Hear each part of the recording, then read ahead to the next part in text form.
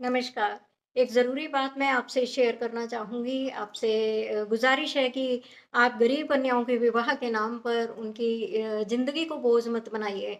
देखिए, जैसे अभी-अभी तुलसी विवाह हुआ है, तो बहुत सारी स्त्रियाँ क्या करेंगी, बहुत सारी जो मंडली होती हैं या बहुत सारी जो संस्थाएँ होती हैं, तुलसी विवाह करते हैं, उसमें जो इतना सारा धन एकत्रित होता है। देखिए, शास्त्रों में बिल्कुल क्लियर लिखा है कि दान का जो धन होता है ना, उसपे केवल और केवल ब्राह्मण का हक होता है और बाद में ये निर्णय ले लिया जाता है विवाह के बाद या विवाह से पहले कि हम पंडित को इतना देंगे।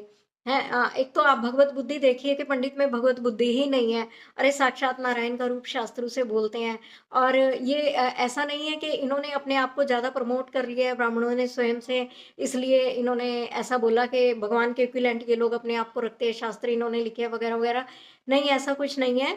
दुनिया भर में जितने भी धर्म हैं, उसमें जो धार्मिक वर्ग है ना, उसको हमेशा भगवत तुल्य समझा गया है। देखिए आप उसमें भगवत बुद्धि रखिए, जब वो ब्राह्मण विवाह कराने आते हैं, आपको तो वो पंडित ही लगता है, लेकिन ऐसा नहीं है, वो साक्षात भगवान का ही रूप होते हैं और आपका काम करने के लिए आते हैं।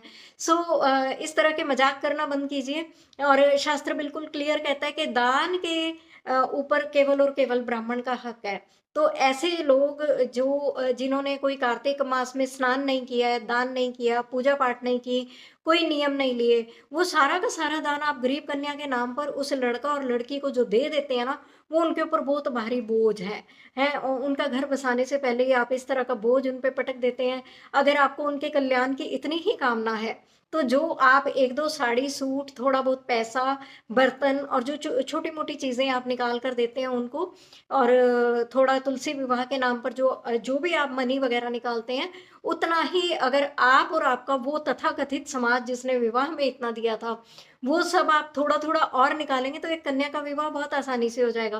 प्लीज़ उनको इस तरह के कर्म करके वैवाहिक जीवन शुरू होने से पहले ही दान के बोझ से मत मारिए।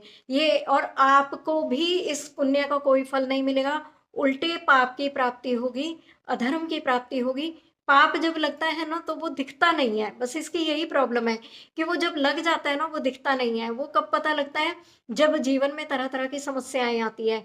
बहुत बार ये निकल जाता है, बहुत बार नहीं और मैंने ऐसे बहुत से लोगों की रीडिंग की है, जिनकी रीडिंग में ये दान के धर्म का सही तरीके से इस्तेमाल ना करने के कारण उनके बच्चे ब्लॉक हैं, उनके हस्बैंड ब्लॉक है, बहुत सालों से या उनके घर में बीमारियाँ हैं, बहुत सालों से वो लोग ब्लॉक हैं, उनको कोई रास्ता नज़र नहीं आ रहा। इस तरह के अधर्म से और पाप से बचिए। अभी-अभी तुलसी विवाह हुआ है, ऐसी गलती की है तो उसको सुधार लीजिए। धन्यवाद।